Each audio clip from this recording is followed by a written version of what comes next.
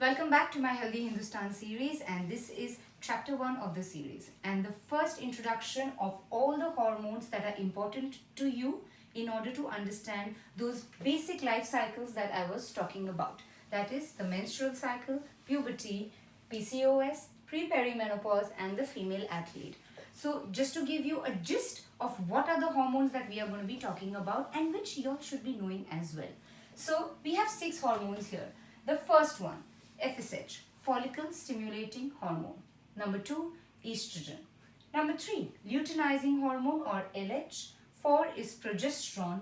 5 is prolactin and 6 is androgens. Androgens are basically the male hormones, that is the testosterone, DHT, DHEAS.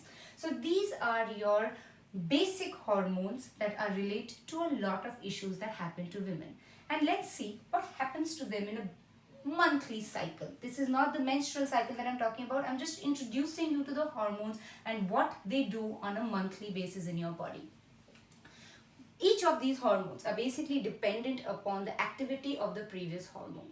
So the day 1 is when we have the highest level of FSH, that is follicle stimulating hormone. When your FSH is very high, it tells your ovaries to produce estrogen. When the estrogen quantity increases, it further triggers an increase in LH. However, FSH and LH work in opposite quantities. Hence, when FSH is high, LH is low, and when LH increases, the FSH starts dropping. Why do you need to know this? I'll come to this in a bit when I go further into the menstrual cycle and puberty, etc. High LH then tells the ovaries to produce more progesterone, and this is a typical 28-day cycle that happens. Somewhere in between this cycle, maybe on the 14th or the 18th day, depending upon the length of the cycle, there is a marginal increase in testosterone and prolactin.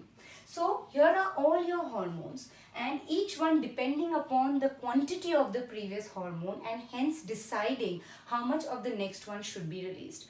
During menstrual cycle, during menopause, during perimenopause, there is a little high and low and fluctuation in even one hormone that can make this entire cycle collapse, and hence we start seeing a lot of symptoms after the age of 40 or on a monthly basis as well, depending upon how these hormones are regulating. So here it is, your introduction to the basic 6 hormones that you need to know to continue my further discussion of these 5 important life cycles for women.